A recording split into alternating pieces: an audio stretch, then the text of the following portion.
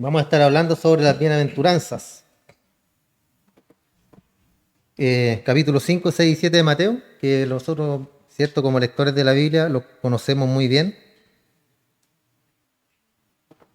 Y vamos a estar viendo todo lo que significa, cierto, la bienaventuranza, lo que significa esto, cierto, porque es un mensaje, hermano, donde vamos a estar viendo cuál es la importancia y cuál es el énfasis que hace nuestro Señor Jesús cuando se presenta en este monte y comienza a hablarle a esta multitud. Este sermón, cierto, se presenta en una ocasión en particular y las verdades fueron enseñadas una y otra vez por él, en diferentes puntos y en diferentes intervalos y en diferentes locaciones. Ya fue presentado en el monte por nuestro Señor.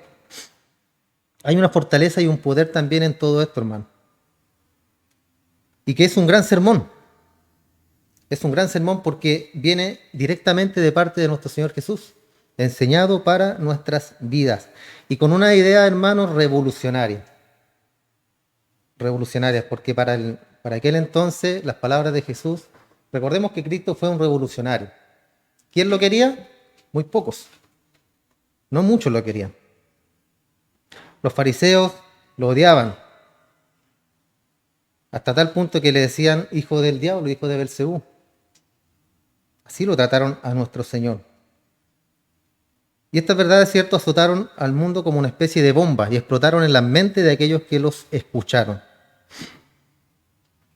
Y vamos a comenzar todo esto con una afirmación de que Jesús está preocupado, hermano, en proveer una felicidad. Él está preocupado en que la gente sea feliz. Y hace énfasis en lo que vamos a estar leyendo. Y por esta razón, en los primeros temas que hablaremos, hermanos, será sobre la felicidad. La felicidad. Tristemente no todo el mundo entiende esto. De hecho, hay muchos cristianos que no están demasiado seguros de que realmente experimentan la realidad de la verdadera felicidad. Y eso es muy triste, hermano, porque ¿cuál es la felicidad para nosotros como cristianos? Pregúntese ahí en su cabecita, ¿cuál es la verdadera felicidad? ¿A qué le llama usted felicidad? ¿Qué es para usted la felicidad? ¿Es la realidad? ¿Es lo que puede ver en este mundo? ¿Lo que puede obtener? ¿Lo que puede tener a lo mejor? Hay muchas personas, muchos cristianos que no están seguros, hermano, o no saben qué es lo que realmente es la verdadera felicidad. Pero Jesús está ocupado en traer esto mismo. La felicidad es su preocupación. Y esto se va a hacer evidente con lo que vamos a estar leyendo, hermano, en este sermón predicado por nuestro Señor. En el versículo 1 en adelante vamos a ver la palabra bienaventurado, utilizada 9 veces. ¿Y esta palabra qué significa? Básicamente, felicidad. Bienaventurado, felicidad o feliz. Dice, viendo la multitud, subió al monte y sentándose, vinieron a él sus discípulos y abriendo su boca les enseñaba, diciendo, felices, ahí está la palabra, bienaventurados, felices los pobres en espíritu, porque de ellos es el reino de los cielos. Felices los que lloran, porque ellos recibirán consolación. Felices los mansos, porque ellos recibirán la tierra por heredad.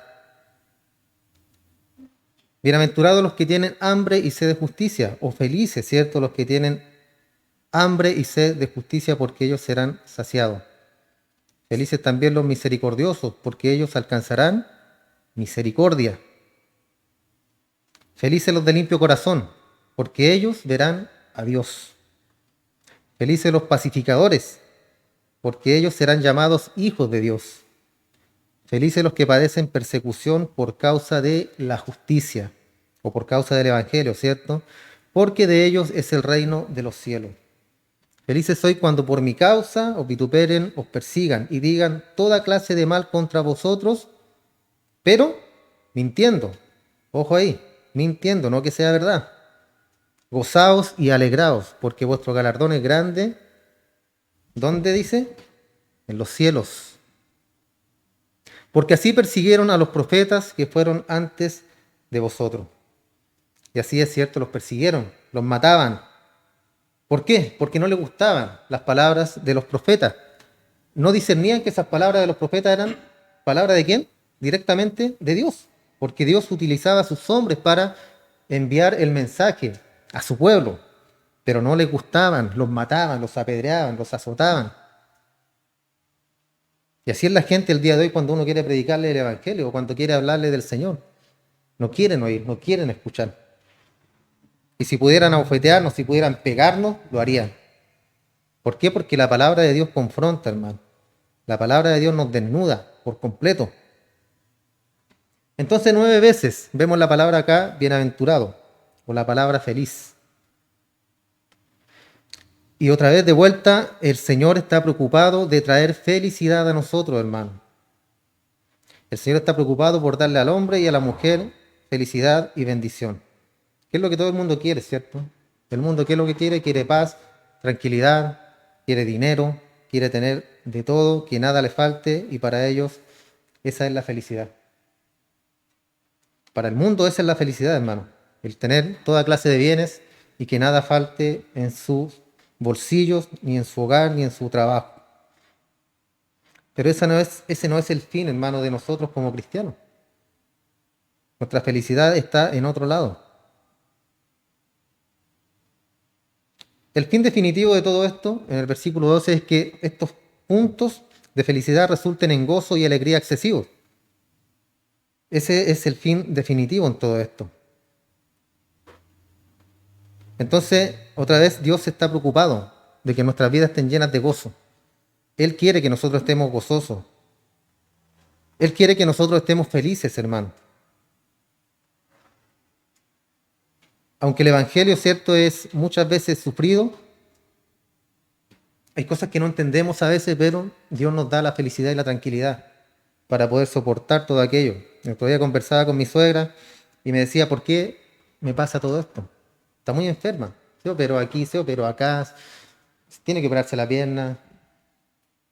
Y yo la entiendo porque después de estar bien, que se vengan todas esas operaciones o achaques a la carne, hermano, uno pregunta, ¿por qué, Señor?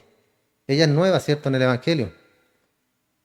Pero un cristiano que lleva muchos años de cristiano en el Evangelio, conociendo al Señor, ¿cuál sería la forma de reaccionar ante esto? ¿Cuál sería una forma madura de reaccionar? Obviamente nos vamos a achacar, nos vamos a entristecer, vamos a hacernos preguntas, pero lo verdadero es que debemos tener conformidad. Pablo decía, yo puedo estar en la carne o puedo partir ahora con el Señor, lo cual yo lo prefiero, decía Pablo, estoy parafraseando, pero él decía, prefiero quedarme en la carne por causa de mis hermanos, para ayudarlos, para predicarles el Evangelio, para ayudarlos a ellos. Pero él decía que era muchísimo mejor estar con el Señor. Entonces, en un caso de esto, hermano, que estemos muy enfermos y estemos a punto de perder la vida, ¿cómo debemos estar como cristianos? Recién dije que Jesús fue un revolucionario. Y estas palabras suenan también así porque yo le puedo decir, usted tiene que estar feliz, dichoso porque va a morir. Usted me dirá, pero ¿cómo voy a estar contento de morir? Un verdadero cristiano, ¿qué es lo que quiere? ¿Dónde está su patria? ¿Dónde está? En los cielos, ¿cierto? Y este paso por la tierra son para nosotros 80 años, 90 años, al igual que para una mosca que vive 24 horas, es toda una vida, ¿cierto? Para nosotros son 80 y tantos años y no es nada, hermano, comparado con la gloria que Dios nos tiene preparada en los cielos. Entonces, si nosotros pudiéramos comprender, hermano, y entender que el día de mañana cuando partamos vamos a partir con el Señor, no nos preocuparíamos de esta vida. Nos preocuparíamos solamente de servir al Señor. Y todo lo que podamos tener o adquirir en esta tierra, ¿cierto? Poder bendecir y ayudar al prójimo. Eso es lo que debemos preocuparnos. Yo le decía a ella, Dios la rescató, Dios la tuvo a mi suegra. La tuvo en un recreo por ¿cuántos años? Y ahora la llamó, la trajo de vuelta. ¿Por qué? Porque dice la Escritura que en el pasado, ¿cierto? Dios nos entregó como un regalo al Hijo. Entonces ella estaba dentro de los planes de Dios, la trajo de vuelta. Y le dije yo, usted siéntase bendecida y solamente pídale a Dios que le dé fortaleza. Y Él la va a ayudar para poder entender todas estas cosas que están pasando. Y el día de mañana usted va a estar tranquila. Y el día de mañana, si Dios así lo dispone y quiere llevarla a su presencia, usted va a estar tranquila porque se va con el Señor. Y ese es nuestro fin, hermano. ¿Por qué aferrarnos tanto a esta tierra? ¿Por qué aferrarnos tanto a esto, a lo material, a esta vida que es terrenal? Cuando la Escritura dice que nuestra patria está en los cielos, no aquí en esta tierra. Pero aún así, hermano, el Señor quiere que nosotros seamos felices, pero no una felicidad mundana, no la felicidad que da el mundo. Entonces, afirmando esta meta básica de su enseñanza de traer felicidad verdadera y no, estamos hablando, ¿cierto?, de la felicidad basada en el mundo, en las circunstancias, no basándose en eso, sino en la verdadera felicidad, que esa es la meta. Ese es el objetivo principal de estas bienaventuranzas, de esta felicidad que el Señor quiere que nosotros experimentemos. Entonces, el principio mismo de este sermón es que conozcamos la verdadera bienaventuranza, esa felicidad real, ese gozo real, ese regocijo real, esa recompensa divina y genuina. Ese gozo, hermano, que nosotros podemos tener muchos problemas, podemos estar enfermos, terminales, todo, pero estamos gozosos, estamos tranquilos. ¿Por qué? Porque confiamos ¿en quién? En nuestro Señor, en el que predicamos, en el que venimos a ver nosotros todos los domingos, en el que nos acompaña en la casa, como decía nuestro hermano en la alabanza, el que oramos todos los días, en el que nos conectamos con Él en todo momento, nuestro Dios. Y Él está preocupado de eso, hermano. Él está preocupado de nosotros, Él tiene cuidado de nosotros. Entonces, a partir de ahí, el Señor Jesús procede a hablar de cómo es que se vuelve todo esto posible, qué tipo de estilo de vida es el que produce este tipo de felicidad. Y eso se convierte en el tema recurrente a lo largo del capítulo 5, 6 y 7, que los invito a que en su casa lo puedan leer. Lean los tres capítulos, 5, 6 y 7. Entonces tenemos que tener los elementos fundamentales antes de que podamos entender este sermón. Y es el más grande que jamás se ha predicado por nuestro Señor, más encima, por nuestro Señor Jesús. Tenemos que entender el cimiento de todo esto. Tenemos que tener un enfoque claro en esta enseñanza.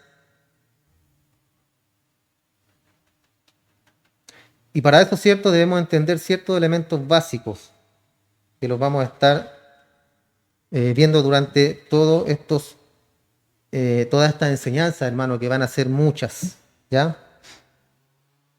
En primer lugar, vemos el contexto, algo de trasfondo, el marco de referencia para que podamos entender la importancia de estas palabras para la gente de ese tiempo, ¿ya? Para el público de ese tiempo.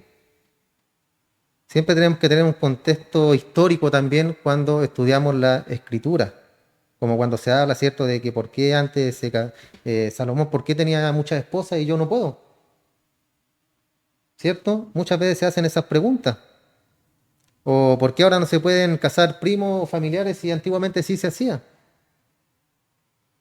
Y para todo eso hay un contexto, hay una explicación, hermano. ¿Ya? No debemos tomar la palabra así o esas preguntas a la ligera. Todo esto tiene que encajar. Necesitamos entender el contexto un poco. Y hay varios contextos en esto. En primer lugar, tenemos que entender el contexto bíblico, el trasfondo bíblico de este mensaje, ¿cierto?, de nuestro Señor. ¿En qué lugar estamos en la Biblia? ¿En dónde estamos en el flujo de la revelación de Dios? ¿En qué punto?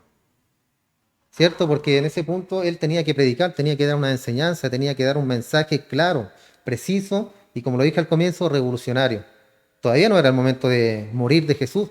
Tuvo un nacimiento, tuvo una niñez, pero a la edad de los 33, él tuvo que morir, tuvo su ministerio y así Él predicó en ese corto tiempo, hermano. La Escritura no revela que si de niño Él predicó también, ¿ya? O si, bueno, dice que enseñaba en las sinagogas, que leía, ¿cierto?, los escritos de la Torá, pero no da grandes revelaciones de todo esto, de la vida de Cristo. Hay unos escritos, ¿cierto?, que también hablan de ello, pero no sabemos si son verdaderos. Unos libros apócrifos se llaman. Pero bueno, el verdadero sentido de todo esto es que podamos entender este trasfondo y el lugar preciso, específico y la gente al cual estaba esto dirigido. Y es un cambio dramático en el trasfondo, es algo increíble para que lo veamos ahora.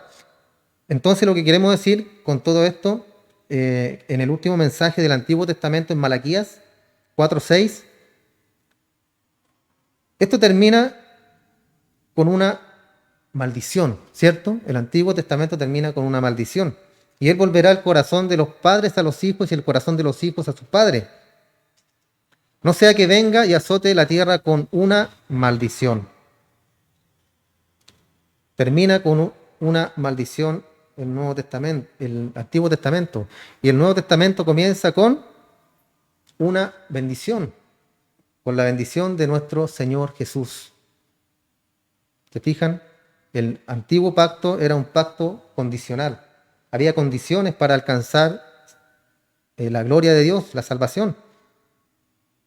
En el Nuevo Testamento es un pacto de gracia. Usted no necesita hacer nada, hermano. Usted no necesita hacer manda, usted no necesita ayunar 3 veces a la semana, usted no necesita dar diezmo, dar limosna, no necesita nada, todo esto es por gracia. Dios lo llama a uno por su gracia y por su misericordia, no por las obras, ¿cierto?, que podamos hacer. Las obras son el resultado de esa salvación que nos dio. Entonces Él nos salva y nos salva para buenas obras. Y ahí sí yo ayuno, ahí sí oro, ahí sí doy limosna, ahí sí doy diezmo. Ahí, ¿por qué? Porque Dios lo pone en mí. Y no es un medio para yo salvarme. Yo no vengo a la iglesia los domingos para salvarme, porque Dios ya me salvó. Vengo porque estoy agradecido, porque quiero estar con los hermanos, porque quiero compartir un mensaje con ustedes. Y ese es el punto principal. Entonces, retomando, este es un cambio dramático. Las últimas palabras del hombre de Dios, una maldición. Y las primeras palabras, ¿cierto?, que vienen después son del Cristo viviente. Bienaventurados, dice él, bendición y maldición. Antiguo Testamento, la ley de Sinaí, relámpagos, truenos, juicio, maldición. El Nuevo Testamento, Sión, gracia, paz, bendición y un cambio dramático. Un cambio dramático, hermano, porque los judíos no podían entender. Cuando veían a Cristo en la cruz colgado y decían, oye, pero si dice la Escritura que maldito el que es colgado en un madero.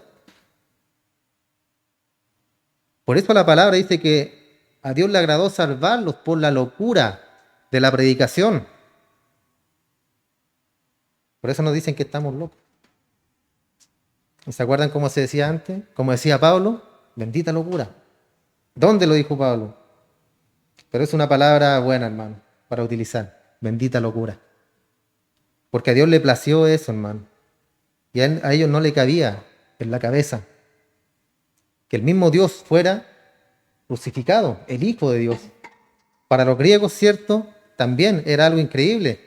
Sus dioses mitológicos, Zeus, Poseidón, todos aquellos de la mitología griega que eran grandes, musculosos, fuertes, con coronas, y miraban a Cristo y decían, imposible, Él no puede ser un Dios. Y le decían, oye, pero si eres Dios, bájate de la cruz, bájate, o trae a tus soldados para que te vengan a rescatar. Y sabemos muy bien que ellos no entendían, hermano, no comprendían lo que estaba pasando. Aunque Él les dijo, Él les había dicho, mi reino no es de esta tierra. ¿Mi reino es de dónde? Mi reino es de los cielos, le decía, es espiritual, no es carnal. Esta palabra bienaventurados, Macarios, en el griego, es un nombre común para la gente griega, un adjetivo que simplemente y básicamente significa feliz. Y eso es lo que básicamente significa. Esta palabra viene de una raíz macar, y esa raíz significa estar feliz. Pero habla de una felicidad real, hermano. No en el sentido del mundo, de felicidad basada en circunstancias positivas. No es una felicidad que si a mí me va bien, cuando nos va bien, ¿cómo estamos? Estamos felices. Cuando nos va mal, ¿cómo estamos? Estamos tristes. ¿Y por qué? Si decimos que nuestra vida está en las manos del Señor. Yo he aprendido eso en mi trabajo, hermano. Que hay días buenos y hay días malos. Pero cuando hay días malos, yo no me no me pongo ahí a llorar y a decirle, Señor, ¿por qué? Ayúdame, necesito trabajo, me estoy desesperado. No, yo aprendí a descansar en Él. Obviamente hay una preocupación que es normal en nosotros, de la carne, pero el espíritu está tranquilo. ¿Por qué? Porque lo que Dios te da, Dios te va a sustentar. ¿Ya? Yo no creo en ese Dios que da y después quita. Que da y si te portas mal te lo quita. Ese no es el Dios de la Biblia. No es el Dios de las Escrituras, hermano. Entonces debemos aprender a reposar en el Señor. Tanto Homero como Hesiodo, poetas de la mitología griega, hablan de lo que los dioses griegos, habla de los dioses griegos y hablan de ellos que eran bienaventurados en sí mismos. Y dijeron que era un estado no afectado por el mundo de los hombres que estaban sujetos a pobreza, debilidad y muerte. Ellos hablaban así de sus dioses, un estado absoluto. Es como Dios, cierto, que es un Dios eterno. Y si es un Dios eterno, su felicidad es eterna, sus promesas son eternas, su amor es eterno. Todas sus cualidades, todo lo que Él es eterno. Entonces ellos hablaban de los dioses de la mitología griega que estaban en un estado no afectado por el mundo. Y es exactamente lo que pasa por lo que Dios nos entrega. A Dios no le afecta el tiempo, hermano. Sabemos que para Dios el tiempo no existe. ¿Ya? Básicamente fue creado el tiempo para que nosotros tuviéramos una medida, para que pudiéramos conducirnos en esta tierra. Solo para eso. Él habita en la eternidad. Y la corrupción tampoco lo afecta a Él. Dios no fue joven y ahora es viejito. Como una tía que decía yo que Dios está viejito, ya no nos escucha. Por Él no pasan los años. Por eso cuando Él se revela a Moisés, ¿cómo se revela? Como Él, el yo soy. Él se revela en un estado presente, que siempre es. Yo soy el que soy. No dice yo soy el que fui, yo soy el que voy a ser, yo soy el que seré. Yo soy el que soy. Un estado absoluto, hermano, un estado presente. La palabra entonces tiene la idea de una bendición interna, de una felicidad interna, que ni es el resultado, no es el resultado de las circunstancias, ni está sujeto al cambio en base a las circunstancias. Este es el significado básico del Nuevo Testamento de bienaventurado. Significa una paz interna, una bendición interna, una felicidad interna, un gozo interno que no es producido por las circunstancias ni es afectado por las circunstancias. En un estado de felicidad, es un estado de felicidad, un estado de bienestar en el cual Dios desea que sus hijos vivan. Cuando vemos cristianos preocupados, hermano, ¿qué vamos a comer? ¿Qué vamos a beber? ¿Con qué nos vamos a vestir? ¿Qué vamos a hacer mañana? ¿Que el tiempo? ¿Que el dólar subió? ¿Que el peso? ¿Que la inflación? ¿Que la economía? Esos son cristianos que se van a enfermar de los nervios igual que todo el mundo, hermano. Sabemos que esta tierra es una tierra desechable, es un mundo desechable. El ser humano trata de cuidarlo, de mantenerlo, de la huella de carbono que sacaron ahora, que son cosas absurdas en este país, al menos, hermano, que no producimos nada de carbono o la contaminación que producimos nosotros es mínima. Es absurda comparada con potencias mundiales. Entonces este mundo es desechable, hermano, desechable, y nosotros debemos vivir el día a día sin, o sea, preocupándonos obviamente de la carne, pero confiando en el Espíritu, en el Señor, reposando en Él, reposando en que Él dijo que estaría con nosotros. ¿Cuándo? Cuando las cosas vayan bien, yo estaré contigo, hijo. ¿Así dice? Él dice, yo estaré contigo todos los días. ¿Hasta cuándo? Hasta el fin del mundo. Cuando lo siente, ¿usted ha sentido al Señor? A veces sí, ¿cierto?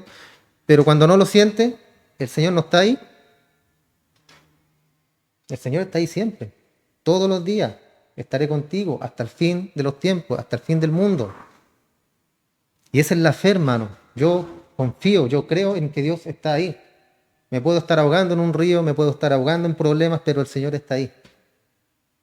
A lo mejor me está disciplinando con alguna dificultad. A lo mejor yo metí las patas por ahí y me estoy viendo en problemas, pero por mi culpa. Pero el Señor siempre, hermano, siempre Él va a estar ahí. Él quiere que nosotros seamos, como lo dijimos al comienzo, felices. Y la clave de la felicidad, ¿cuál es? La palabra del Señor. Si uno, hermanos, es tan simple como obedecer la palabra del Señor y te va a ir bien. Es tan simple como eso, hermano. Obedecer la escritura y nos va a ir bien. No andar con la del bandido, con la del pillín, que aquí, que allá, y con la astucia, ¿cierto? Porque la palabra astucia habla de eso, de algo diabólico, de algo malo. Cuando el Chapulín dice no contaban con mi astucia, esa astucia es maligna, hermano.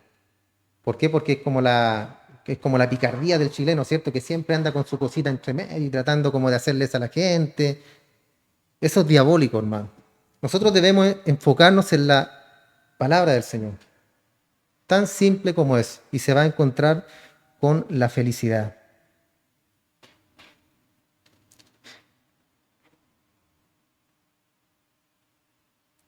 Entonces dijimos es un estado de felicidad, de bienestar en el cual Dios desea que sus hijos vivan. Y para profundizar un poco más, es una palabra que indica virtud, que habla de virtud, toca al hombre en su base misma de la existencia. Y esta palabra es usada para describir a Dios. Por ejemplo, la encontramos muchas veces en la Escritura, la afirmación bendito. Bendito sea Dios. Bendito, bienaventurado sea Dios también, Salmo 72, 18. Bendito sea Jehová Dios, Salmo 119, 12. Bendito eres tú, oh Jehová. 1 Timoteo capítulo 1, verso 11. Dice el Dios y habla de el Dios bendito. Entonces, lo que este estado es un estado verdadero de Dios. Sea lo que sea, es verdadero de Dios. Sea lo que sea, ser bienaventurado y bendito es una verdad acerca de nuestro Padre, de nuestro Creador, de nuestro Dios.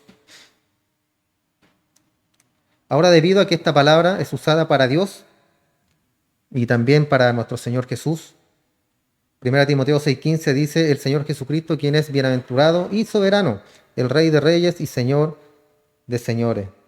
Hablando de nuestro Señor Jesús, que es feliz y es soberano por sobre todo. Entonces esta bienaventuranza también es una virtud y es una característica de Dios y de nuestro Señor Jesús. Un aspecto característico que es real acerca de Dios y de Cristo, que es una realidad, hermano. Es una realidad en ellos y también debe serla en nosotros.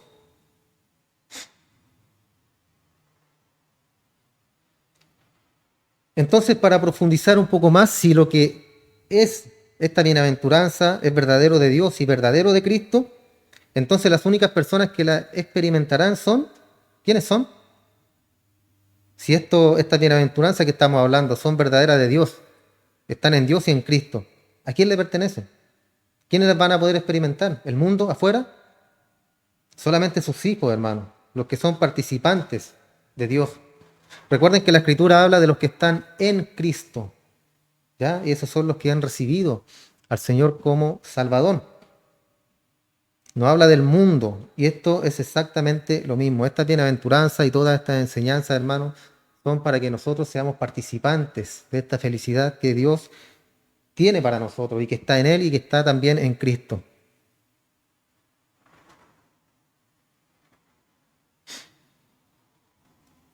Entonces no hay bienaventuranza fuera de eso. Pedro nos dice en 2 de Pedro 1:4 que aquellos de nosotros que creemos en el Señor Jesucristo somos participantes de la naturaleza divina. Antiguamente estábamos fuera en el mundo, sin Dios, sin ley, hacíamos lo que queríamos, no nos importaba nada, vivíamos a nuestra manera. Una vez que el Señor nos rescata, una vez que estamos en Cristo, ya somos participantes de la naturaleza divina. Dice la Escritura que estamos ya sentados a la diestra del Señor. ¿Cómo es eso si estamos aquí? Eso habla, ¿cierto?, de que ya somos participantes de la gloria de Dios. Recuerden que Dios nos llama, nos salva y en nuestro futuro será en el cielo. Él no nos salva, no nos rescata y después dice, ay, se me arrancó uno.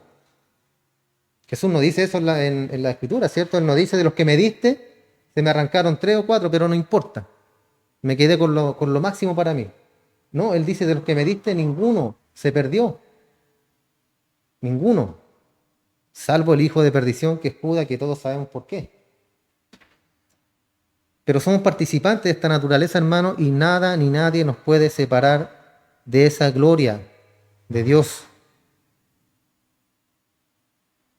Entonces la ventaja de eso, cómo se aplica aquí, es que podemos conocer la misma bienaventuranza, el mismo estado interno de la satisfacción, la misma felicidad interna dentro de nosotros que es conocida por Dios y por Jesús.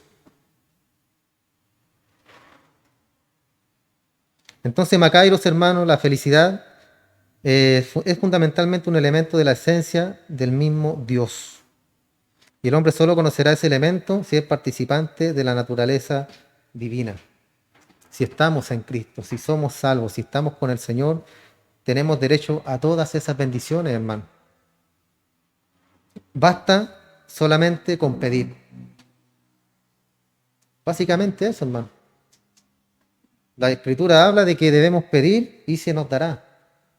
Medida grande, ¿cierto? Apretada, abundante, dice. Pero también hay una cláusula que debemos pedir conforme al corazón de Dios.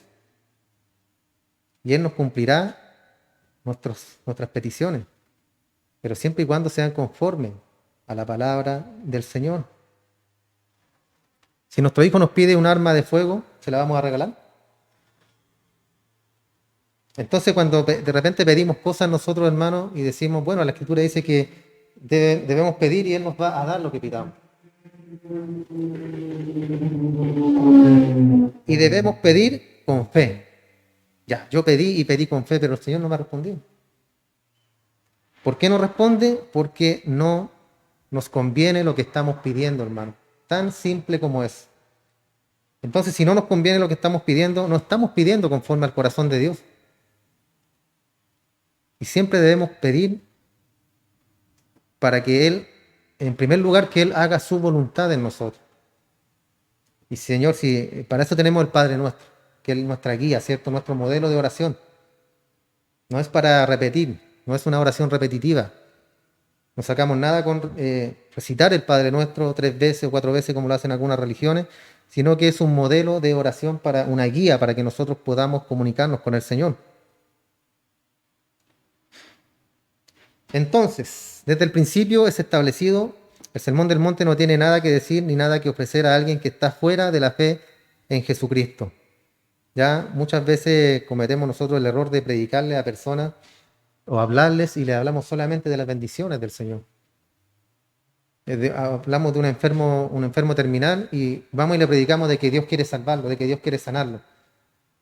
Y al final, ¿qué pasa con ese enfermo? Se muere. ¿Y la familia cómo queda? Bueno, ¿y tu Dios? ¿Qué pasó con tu Dios? ¿No venías tú para que Él se salvara, para sanarlo? Y ahí cometemos muchas veces ese error, hermano, que es un error terrible, terrible, terrible, porque ¿qué es lo principal de la Escritura? La salvación de las almas, ¿cierto? La salvación del pecador, la salvación de la gente que no conoce a Dios. Entonces, lo primero que tenemos que hacer nosotros es presentarle a Dios a esa persona, si no lo conoce. Presentarle al Señor y darle a entender de que Dios lo está llamando, de que Dios lo quiere salvar. Porque en un estado, hermano, crítico, en un estado que está a punto de morir, no hay más salvación. A veces la gente dice, sí, pero es que está en las últimas. Bueno, ahí Dios lo quiso llamar, ahí Dios lo quiso tomar.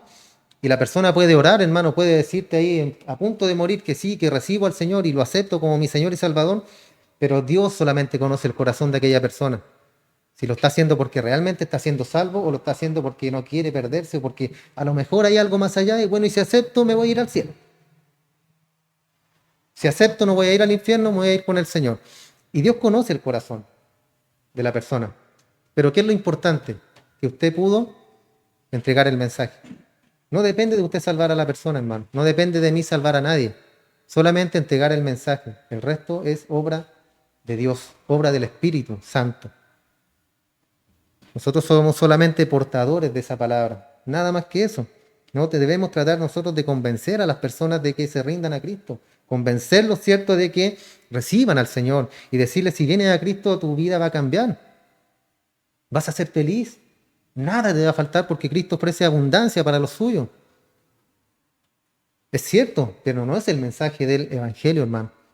No es el mensaje real, no es la felicidad real como la que estamos viendo nosotros acá. La felicidad real es estar con el Señor Jesús y aceptarlo. Y venga lo que venga después, Él nos dará la fuerza para soportarlo.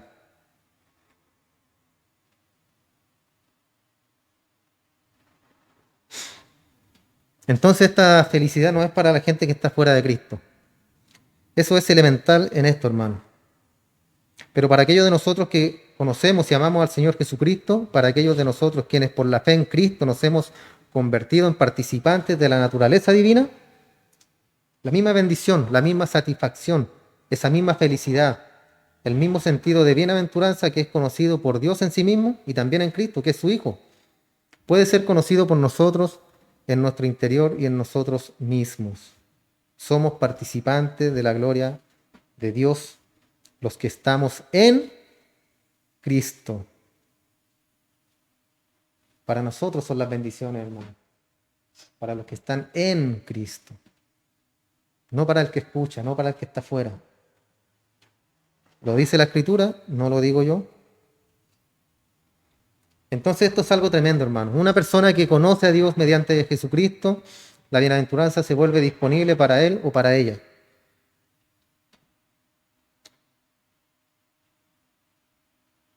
Para comenzar, cuando hablamos de felicidad o cuando hablamos de bienaventuranza, es en un contexto bíblico.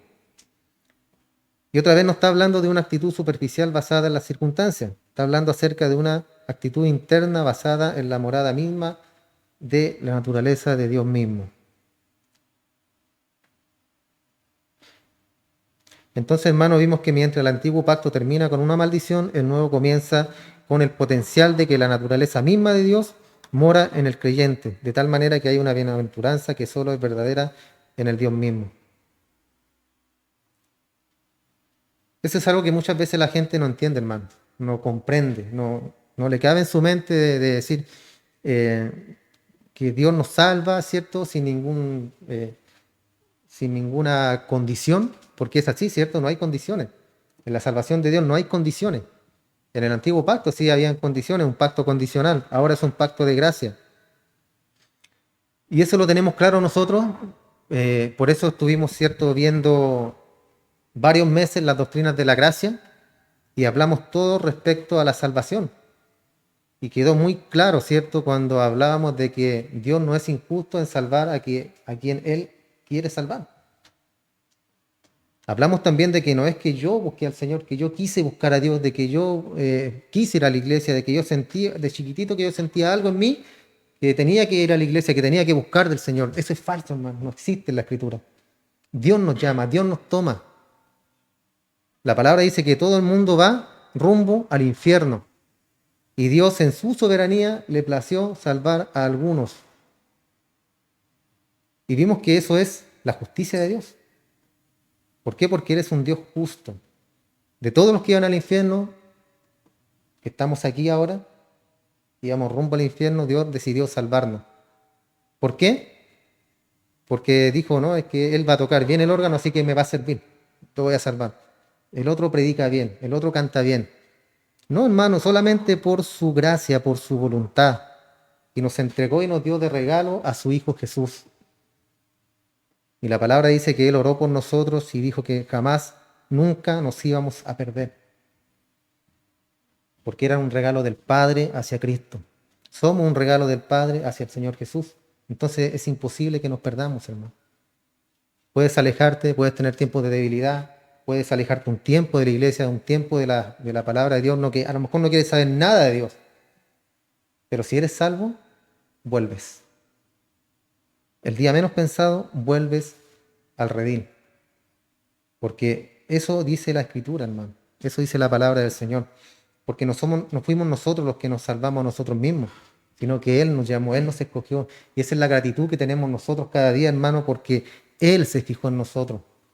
Recuerden que la reconciliación es de Dios hacia nosotros. Él decidió reconciliarse con nosotros, con el hombre, porque estaban enemistados. Desde el tiempo de que Adán pecó y cayó en el huerto del Edén, Dios estaba enemistado con el hombre y decidió reconciliarse. Fue una iniciativa de Dios, no fue una iniciativa del hombre. Entonces, en base a eso, hermano, podemos comprender que la iniciativa, siendo del mismo Dios, Él mismo preparó la salvación y todo el escenario para que nosotros seamos salvos. ¿Tienes algo que ver tú en todo esto? No, nada que ver. Lo único que aportamos nosotros es el pecado. Y Él nos salva, nos santifica y nos guarda para su gloria venidera. Entonces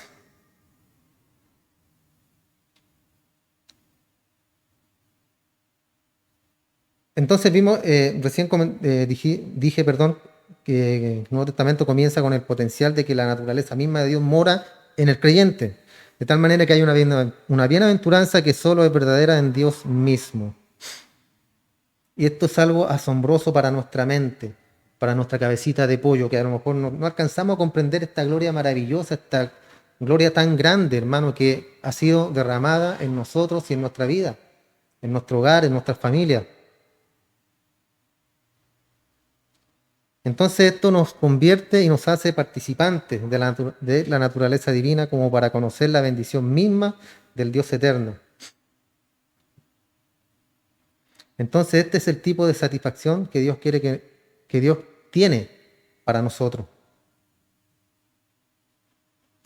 El Antiguo Testamento es el libro de Adán. Adán, su historia del Antiguo Testamento, es una historia un poco triste. El primer rey en la tierra, ¿cierto? Que fue Adán, y fue dicho por Dios a Adán que él tenía dominio sobre la tierra. Él fue el primer monarca en este mundo. Pero ¿qué pasó? Él cayó. Y desde que él cayó, el Antiguo Testamento tuvo que terminar. Y debido a que él cayó, el Antiguo Testamento tuvo que terminar con una maldición. ¿Por culpa de quién fue la culpa? De Adán.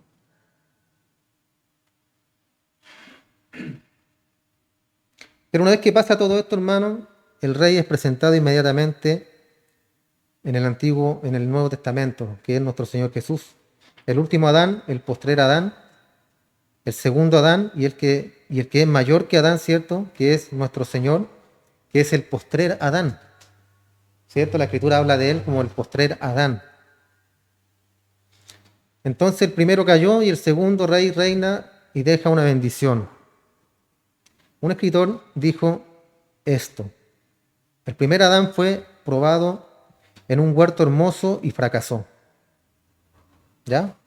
El postrer Adán fue probado en un desierto peligroso y tuvo éxito. ¿Hablando de quién? De Jesús.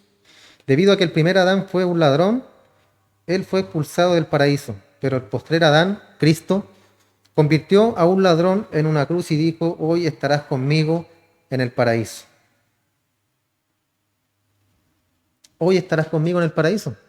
No le pidió nada, ni diezmo, ni ofrenda, ni tienes que irte a la compañía de rodillas, a prender velitas. Nada, hermano, nada. Él lo salvó. Así es la soberanía de Dios. ¿Quién le puede decir algo al Señor por eso?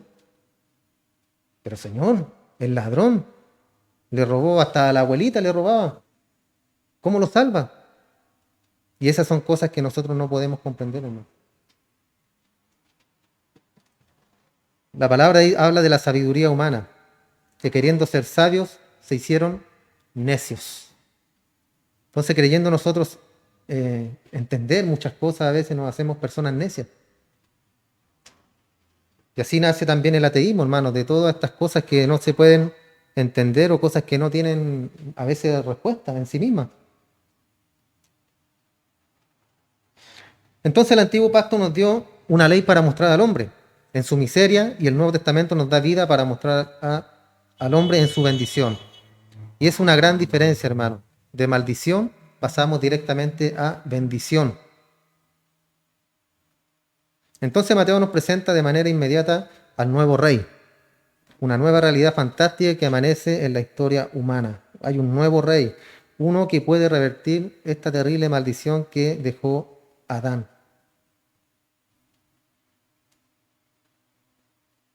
Entonces, llegando al Nuevo Testamento, enfrentamos la presentación de Mateo.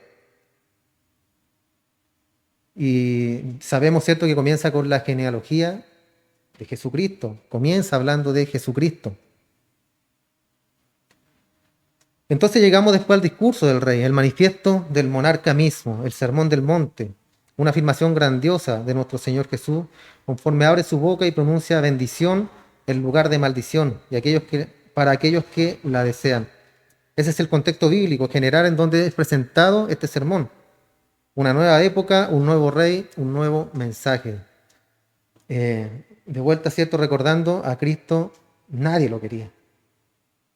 Nadie.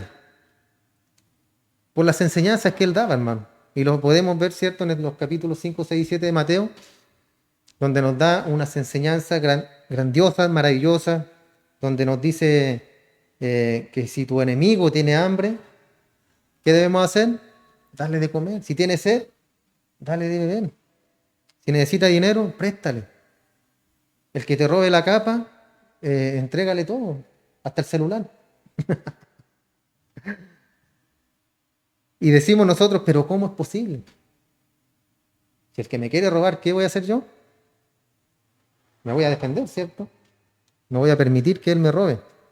Pero son cosas, hermano, que vamos a ir viendo a medida que vamos avanzando, vamos a ir entendiendo muchas cosas, porque a veces confundimos las cosas, hermano, y cuando la Biblia dice que debemos ser mansos, pero no debemos ser mensos.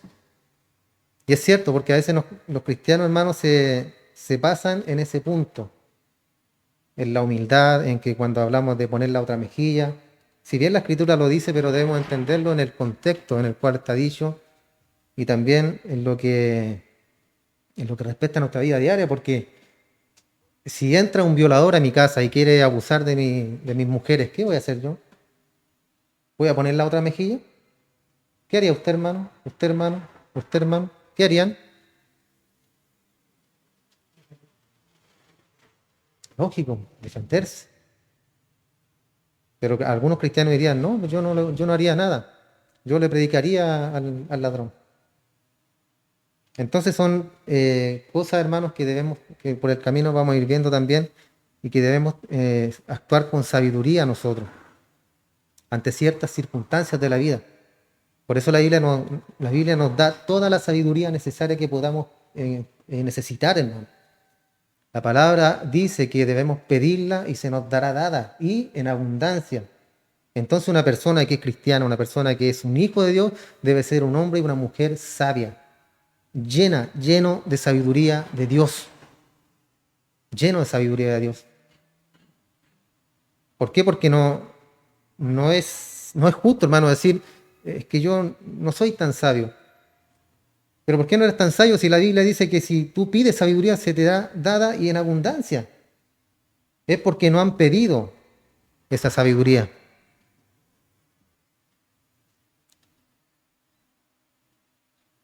Entonces presentamos acá un sermón en una nueva época, un nuevo rey, un nuevo mensaje. También está el hecho de que mientras estudiamos cierto esta bienaventuranza conforme el mensaje va siendo dado, parece algo paradójico. Y Mateo está presentando un reino que realmente no encaja con lo que la mayoría de la gente habría esperado. ¿Ya? Algo que no encaja mucho. Como podemos ver entonces, la felicidad, como Mateo la bosqueja aquí en las palabras de Jesús, no es exactamente la manera en la que el mundo la entendería. ¿Recuerdan ustedes por qué ellos seguían a Cristo? Que el mismo Jesús lo dijo. Y fue bien pesado para decirle, ¿cierto? Le dijo, ustedes me siguen porque yo les doy de comer, por eso me siguen. Nada más que por eso. Y me imagino yo la cara de las personas, hermano, cuando el Señor Jesús les dijo eso. Porque Él conocía el corazón de las personas. Esa típica frase, ¿cierto? Que van por los panes y los peces. Ellos hacían eso, iban por los panes y por los peces, y no por la enseñanza que Cristo les estaba dando.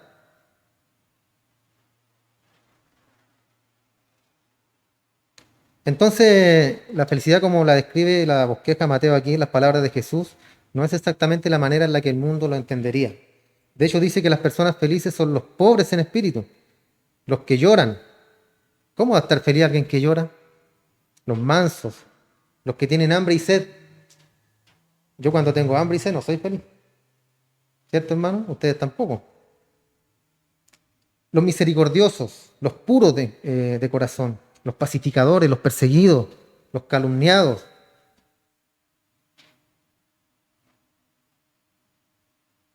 Alguno podría decir que no quiere ese tipo de felicidad, ¿cierto? Porque es un poquito agresiva. Entonces, por eso, hermano, este es el punto que hay cierta paradoja en todo esto. En la conexión con la felicidad, ¿cierto? Está también la miseria. La miseria es la clave para la felicidad. Entonces usted se pregunta, ¿la miseria es la clave para la felicidad? ¿Será así? ¿Y esta miseria, que yo debo ser miserable para poder ser feliz? Y esto es correcto.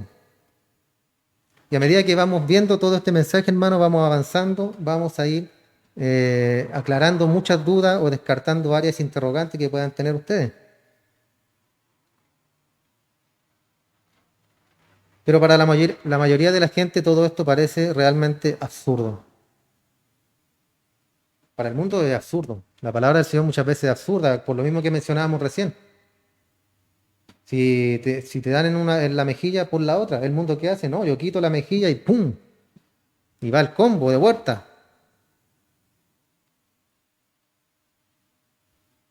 Y eso no es lo que realmente queremos nosotros. Bueno, no debemos reaccionar así, ¿cierto? Siempre uno va a tratar, como dice la Escritura, que debemos ser pacificadores, hombres y mujeres de paz.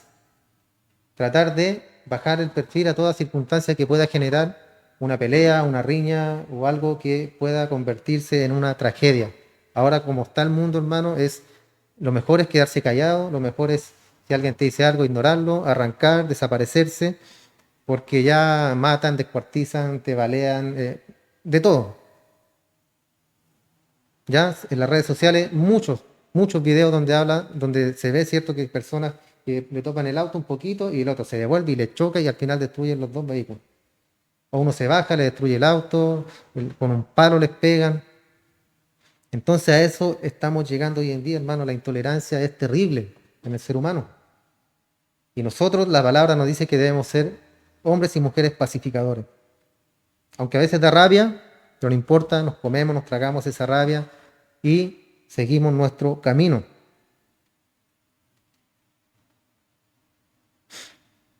Entonces, ¿qué queremos decir con esto, hermano? Que la felicidad sale de la miseria.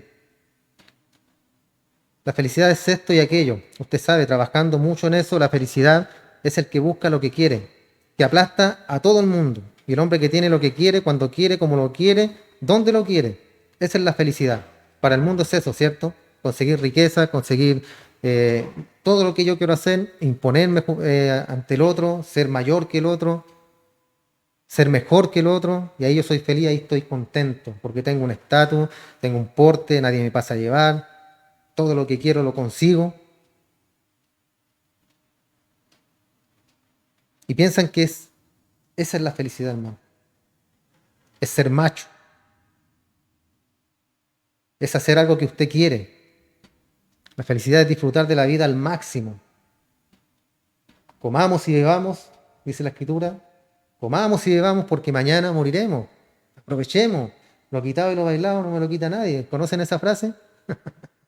Son frases del mundo, hermano. Frases mundanas. Que en el fondo esa es la felicidad para el ser humano. Lo tomado, lo bailado, no me lo quita nadie. Y esa no es la felicidad para nosotros. La felicidad es adquirir cosas del mundo. Felices los ricos, felices los nobles, felices los famosos, felices los populares. Eso dice el mundo, ¿cierto? Yo siempre les digo a veces a hermanos, oye, hablan del fútbol, del Sánchez y todo. ¿Tú crees que el Sánchez es feliz con toda la plata que tiene? Y a veces me dicen, no, pues, ¿cómo que no? Es muy feliz, porque tiene mucho, tiene mucha plata. Es muy feliz, pero no es una felicidad verdadera, hermano. Porque hay muchos que tienen poco o nada y son mucho más felices que ellos. Yo siempre me he preguntado qué hacen con tanto dinero esos hombres. ¿Qué hacen con tanta plata? ¿La guardan? ¿Ayudan? Sé, hermano. ¿Qué hacer con tanto dinero? Yo no lo regalaría, sino que ayudaría a mucha gente con toda esa plata y me quedaría con una parte para vivir yo. Pero muchos no entienden eso, ¿cierto? Y a veces vemos a actores famosísimos con mucho dinero y dicen, actor fulano de tal está en la quiebra. está en la bancarrota. Y decían, pero ¿cómo es posible si ganan millones y millones de dólares? ¿Cómo están en la bancarrota? Y ahí vemos que esa no es la felicidad, pues, hermano. Son felices, pero la felicidad del mundo. Pero no son felices en la felicidad que realmente importa, que es la felicidad interna, estar tranquilo. Estar tranquilo nosotros con el Señor. Ya vamos a estar terminando, hermano. El mensaje de este rey realmente no encaja con el retrato, ¿cierto? Todo lo que Jesús dice no encaja en absoluto con esta felicidad del mundo. Y Mateo es tan dinámico en una presentación así porque su mensaje simplemente derriba las actitudes mundanas, inclusive las del pueblo judío mismo, quien habría leído a Mateo en primer lugar. Séneca, un filósofo romano, el tutor de Nerón, en el primer siglo dijo esto: ¿qué es más vergonzoso que equiparar la bondad del alma racionales con aquellos que es irracional? Otra vez, ¿qué es más vergonzoso que equiparar la bondad del alma, de almas racionales con aquello que es irracional? Y lo que él está diciendo es que cualquier necio sabe que no puede llenar el alma vacía de un hombre con cosas externas.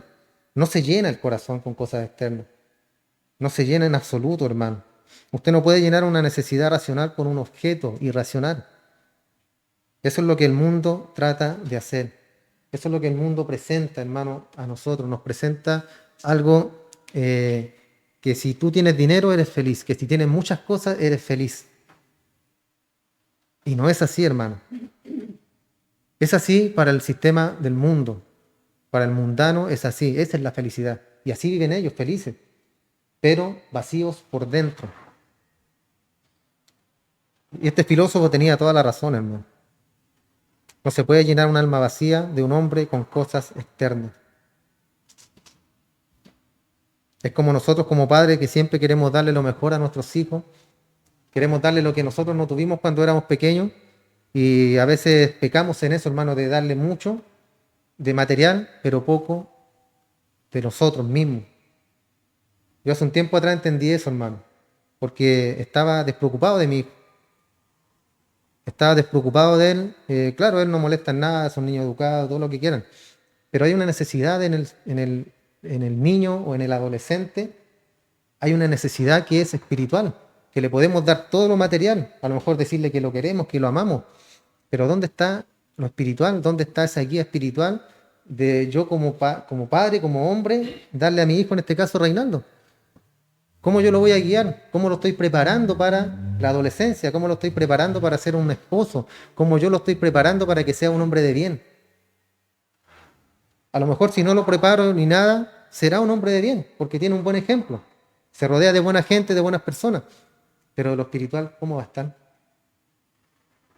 Puede ser muy bueno moralmente hablando. Una persona puede ser muy buena moralmente hablando, pero no es salva. Hay muchas personas que son buenas, que donan dinero a iglesias, instituciones, hospitales, donan sus fortunas, todo, pero no significa que ellos sean salvos o que Dios esté agradado de ellos. Eso es falso, hermano. Entonces nosotros debemos llenar esa felicidad, nosotros debemos llenar ese vacío que está en nuestros niños, en nuestros adolescentes. ¿Y cómo lo llenamos? Estando con ellos, dándole tiempo, hermano, dándole tiempo a ellos. Yo como padre dándole un tiempo a mi hijo. No lo hice a lo mejor con mi hija, pero mi esposa sí lo ha hecho. Pero son cosas que uno tiene que ir aprendiendo en el camino. Y nunca es tarde, hermano. Nunca es tarde para dedicarle un tiempo a nuestros pequeños, a nuestros niños y poder formarlos, poderles dar ese consejo que ellos necesitan. ¿Por qué? Porque a lo mejor van a ser muy exitosos, a lo mejor ya van a ser ingenieros o lo que usted quiera que sea su hijo, ¿ya? Pero va a ser feliz en base a lo que el mundo quiere, a lo que el mundo tiene. Pero va a ser una persona vacía espiritualmente hablando. Y en eso es lo que debemos nosotros como padres enfocarnos, los que tenemos niños pequeños. Me hablaba mi hijo, me decía, me hablaba del Big Bang y de que la explosión y tenía muchas preguntas, muchas dudas y él averigua porque igual le gusta, no le gusta quedarse con las dudas. Entonces yo dije, bueno, partamos por ese lado. Busqué unas predicaciones, unos temas, los estamos viendo, los estamos estudiando, hacemos preguntas, ¿cierto? Y ahí vamos capacitando al niño con respecto a las dudas que tienen, porque ustedes saben que cuando llegan al liceo o llegan a las universidades, La universidad está llena de gente que no cree en Dios. Y es un ataque tremendo, hermano, para las personas que son cristianas, para los jóvenes que son cristianos. Porque atacan a estas personas que sí creen en Dios. Entonces, hermano, terminando, ahora sí que sí, todas estas cosas no pueden llenar el corazón del hombre. Jesús viene al mundo para anunciar que el árbol de la felicidad no crece en tierra maldecida. Y tengo que decir esto, hermano, que el árbol de la felicidad no crece en tierra que está maldita, pero tantos lo buscan. Y tenemos el ejemplo también de Salomón, el rey más impresionante jamás visto. Y si alguien debió haber estado feliz según el estándar del mundo, Salomón, ¿cierto? Era un hombre infinitamente rico. ¿Tenía cuántas mujeres? ¿Cuántas esposas? Tenía muchas esposas, muchas concubinas. Entonces usted se imagina y dice, oh Salomón, oh Salomón. Entonces él debía ser el hombre más feliz según el estándar del mundo. Debió haber sido. Él tenía nobleza, descendencia real, era un rey, hijo de David, mediante la cual vendría el Mesías, el linaje más noble y real de la historia del mundo. Y no hubo nadie con mayor nobleza que Salomón. Pero ¿cómo terminó Salomón? A pesar que lo tenía todo, muchos podrían decir, murió contento, feliz, en su cama ahí, calentito, con sus concubinas ahí, sirviéndole siempre. Pero eso no es la felicidad, hermano. Debemos sacarnos ese estándar que nos ha puesto el mundo en nosotros. Que el que tiene es feliz y el que no tiene no es feliz. Porque no es así, hermano. Yo siempre le he dicho, el que tiene, el que Dios bendice, es para bendecir al que necesita. No para equiparar, no para guardar, no para que se pudra en esta tierra. ¿Por qué? Porque es necesario que nosotros hagamos tesoros, ¿dónde? En el cielo, donde el orín y la polilla corrompen. Ni entran ladrones, ni hurtan, nadie entra allá. Hagamos tesoros en los cielos, hermano, busquemos la verdadera felicidad que está en el Señor, en Cristo, en Él. Y así vamos a poder encontrar esa felicidad tan anhelada que el mundo busca. Pero jamás la van a encontrar si no están a los pies de Cristo, hermano. ¿Oramos? Te damos muchas gracias, Padre. Muchas gracias, Señor, por este tiempo que nos concedes en tu palabra, en tu verdad. Agradecemos, Señor, porque cada día tú quieres formarnos, cada día tú quieres enseñarnos cosas mediante circunstancias que nos pasan día a día en nuestro trabajo, en nuestro hogar, discusiones familiares a lo mejor, cosas que estamos haciendo mal. Así tú nos quieres enseñar cada día para poder forjar nuestro carácter, para poder ser verdaderos hijos tuyos, mi Señor. Te rogamos, Señor, que aumenten nuestra fe, aumenta nuestra sabiduría, Padre. Cada día, Señor, cada día, llénanos de esa sabiduría. Que podamos pedirla, Padre, porque tú la entregas en abundancia a aquellos que la piden. Y así podamos ser hombres y mujeres sabios, llenos de sabiduría, para poder llevar y sobrellevar los problemas y las cargas de cada día. Para poder instruir a nuestros hijos, para poder ser buenos esposos, para poder ser un buen trabajador, para ser un hombre agradecido de todo lo que tú entregas en nuestras manos, para no andar renegando cada día por cosas o circunstancias que nos puedan pasar, sino que vivir una vida plena en ti, Padre amado, una vida plena y llena de felicidad, que es lo que tú quieres para tus hijos, para los que están en Cristo, para los que han recibido a tu Hijo amado, nuestro Señor, como Salvador. Eso queremos, Padre. Bendice nuestras vidas, bendice cada hogar representado en este lugar. Llénanos, Padre, de tu amor, de tu paz, de tu misericordia. Cada día en nuestro hogar, Padre, que tu palabra también abunde en nuestros hogares, la oración, el poder estar el uno unido con el otro. Únenos como pareja, los que estamos en este lugar, esposo y esposa, que haya tolerancia, que haya amor, que haya respeto el uno por el otro, Padre. Porque el matrimonio es la base de la familia.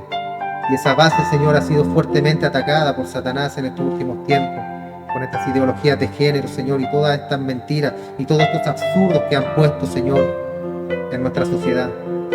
Pero la palabra dice que siempre hay un remanente, siempre hay un pueblo escogido que va a estar ahí al pie del cañón, en tu palabra, esforzándonos y queriendo enseñarle a otros para que puedan llegar a la plenitud de la vida y de la felicidad que es en ti, Señor.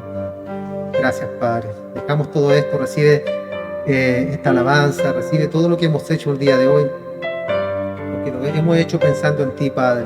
Hemos trabajado pensando en ti, mi Señor, el soberano, el Dios eterno. Bendice a mis hermanos, acompáñalos, Señor, en cada instante de su vida. Si alguno tiene problemas, dificultades, poderoso eres tú para ayudar, poderoso eres tú para sanar dolencias, para sanar enfermedades, Señor. Poderoso eres tú para dar consuelo al alma cuando está necesitada, al alma cuando está angustiada. Poderoso eres tú, mi Señor, para hacerlo. Y en esta hora rogamos esa paz, rogamos esa tranquilidad, esa bienaventuranza y esa felicidad que tienes tú para tus hijos. En el nombre de Jesús te damos gracias, mi buen Señor. Amén y amén. Gracias, Señor. Dios les bendiga, hermano.